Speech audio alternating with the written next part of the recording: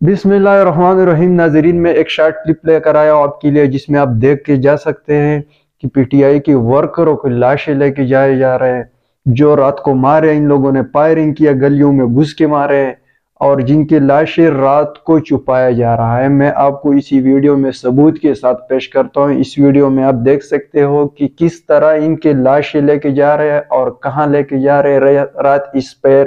کیونکہ وہ لاوارث لاشیں ہوتے، ان کا کوئی ہوتے نہیں وہاں موجود، ان کا گھر والا کوئی رشتہ دار آس پاس کوئی ہوتے نہیں، تو یہ لوگ لاش اٹھا کے لے کے جا رہے ہیں اور پھر دعوے کرتے کہ مطلب احتجاج میں تو کوئی مارا نہیں ہے۔ یہ تو ایسی جھوٹی خبریں سوشل میڈیا پہ، تو آپ یہ کلپ دیکھ لیجیے۔